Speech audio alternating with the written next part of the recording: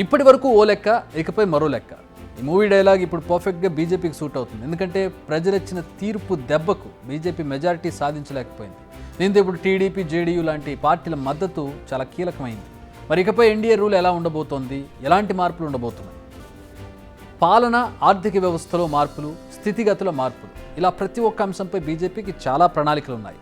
Modi third టర్మ్లో చాలా మార్పులు చేయాలని ఊహించుకున్నారు. దీనికోసం బీజేపీకి 350 సీట్లు, టోటల్గా ఎన్డీఏకు 400 సీట్లు ఇవ్వాలని దేశ ప్రజలను రిక్వెస్ట్ చేశారు. బట్ అనుకున్నదైతే జరగలేదు. బీజేపీ కౌంట్ 240 దగ్గర ఆగిపోయింది. టోటల్గా ఎన్డీఏ లెక్క 293 దగ్గర ఆగిపోయింది. సొంతంగా మెజారిటీ లేదు. ప్రభుత్వం నిలబడాలంటే టీడీపీ, జేడీయూ మద్దతు తప్పదు.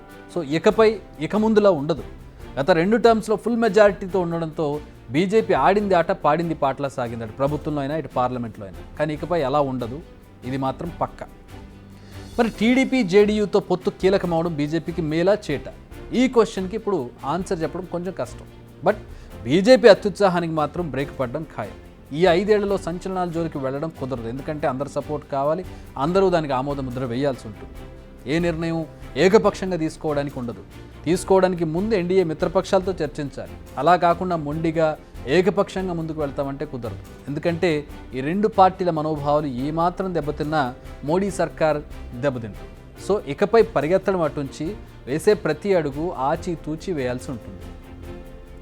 మోడీ ఈ టర్మ్లో చాలా చేయాలనుకున్నారు. రాజ్యాంగంలో మార్పులు అన్నారు, పీఓకేను స్వాధీనం చేసుకోవడం అందులో చాలా ముఖ్యమైనటువంటి అంశాలు.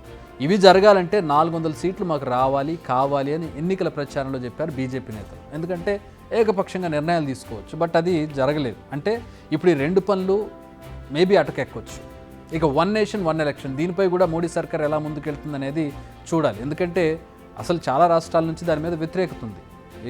మరి ఇప్పుడున్నటువంటి మిత్రపక్షాలు ఒప్పుకుంటాయా? ఒప్పుకున్న పార్లమెంట్లో అది నడుస్తుందా? Let's wait and see. అయితే ఈ ఎన్నికలు ఏపీకి మాత్రం చాలా మంచి అవకాశాన్ని కల్పించాయి. From the perspective of AP ఎలా అంటారా? సింపుల్. బీజేపీకి ఫుల్ మెజారిటీ రాకపోవడం, ఏపీలో టీడీపీకి ఎక్కువ సీట్లు రావడం. ఇప్పుడు ఎన్డీఏలో చంద్రబాబు కింగ్ మేకర్ అయ్యారు. ఎన్డీఏలో బీజేపీ తర్వాత అత్యధికంగా ఎంపీ సీట్లు గెలిచిన పార్టీ టీడీపీనే. అందుకే చంద్రబాబు కుర్చీ మోడీ పక్కనే ఉంది. ఆయన్ని బలవంతంగా లాక్కొచ్చి మరి తన పక్కన కూర్చోబెట్టుకున్నారు మోదీ. ఇకపై బీజేపీ సర్కార్ ఏ నిర్ణయం తీసుకోవాలన్నా చంద్రబాబును సంప్రదించాల్సిందే, అభిప్రాయాలు తీసుకోవాల్సిందే. ఆయన సరే అంటే ముందుకు, లేదంటే ఆయనను బుజ్జగించుకొని ముందుకెళ్లాల్సి ఉంటుంది. నిజానికి చంద్రబాబుకున్న రాజకీయ అనుభవంతో కేంద్రంలో కీలకంగా వ్యవహరించే ఛాన్స్ ఆయనకు ఉంది.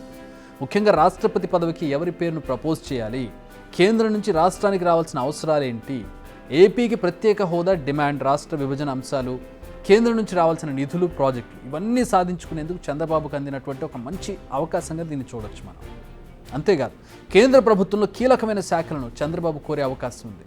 టు బీ ఫ్యాక్ట్, అవకాశం కాదు, డిమాండ్ అని చెప్పాలి. అంటే వాళ్ళని రిక్వెస్ట్ చేయాల్సిన అవసరం లేదు. ఇవి మా డిమాండ్స్ అని వాళ్ళ ముందు పెట్టవచ్చు. 3 నుంచి 5 శాఖలు కోరే ఛాన్స్ కనిపిస్తుంది. అయితే ఏ శాఖలు కేటాయిస్తారు, ఎన్ని క్యాబినెట్ పదవులు ఇస్తారు, ఎన్ని సహాయ మంత్రి పదవులు కేటాయిస్తారు అనేది మరికొన్ని రోజుల్లో ఒక క్లారిటీ వస్తుంది.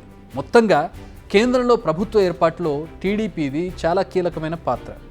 అటు నితీష్ కుమార్ది కూడా అదే పరిస్థితి. బీహార్లో జేడీయూ 12 స్థానాలు గెలిచింది. ఎన్డీఏ కూటమిలో అత్యధిక స్థానాలు గెలిచిన పార్టీలో జేడీయూది 3rd place after TDP. So ఆయన కూడా చాలా కీలకం. అంతేకాదు నితీష్ కూడా బీహార్కు ప్రత్యేక హోదా డిమాండ్ చేస్తున్నట్టుగా తెలుస్తోంది. ఆయన కూడా ఇప్పటికే తన డిమాండ్ లిస్ట్ను బీజేపీ పెద్దల ముందు ఉంచినట్టుగా తెలుస్తోంది. చంద్రబాబు కావచ్చు, నితీష్ కుమార్ కావచ్చు, ఇప్పుడు వీరిద్దరు కింగ్ మేకర్స్. ఇది వారికి అంది వచ్చిన అవకాశం, వారి రాష్ట్రాల అభివృద్ధికి దొరికిన ఒక బ్రహ్మాస్త్రం ఈ ఛాన్స్. మరి దానిని ఎలా ఉపయోగించుకుంటారనేది చూడాలి. ఎస్పెషల్లీ చంద్రబాబు. రాష్ట్రం కష్టాల్లో ఉంది, అప్పులయ్యాయి, కేంద్రం నుంచి రావాల్సిన నిధులు రాలేదు. మరి ఈయన డిమాండ్స్ ఏ విధంగా ఉంటాయి, ఏ మేరకు కేంద్రం నుంచి రావాల్సినటువంటి నిధులు కావచ్చు, డిమాండ్స్ కావచ్చు నెరవేర్చుకుంటారనేది ఆయన రాజకీయ చాణక్యంలో ఉంటుంది. అట్ ది సేమ్ టైం బీజేపీకి మాత్రం కాస్త సెట్ బ్యాక్. వారి భారీ ప్రణాళికలను పక్కన పెట్టి నార్మల్ పాలనపై దృష్టి పెట్టడం ఒక్కటే మిగిలి ఉంది. బిగ్ టీవీ అవుట్లుక్ కథనాలు నచ్చితే వెంటనే బిగ్ టీవీ ఛానల్ ను సబ్స్క్రైబ్ చేయండి.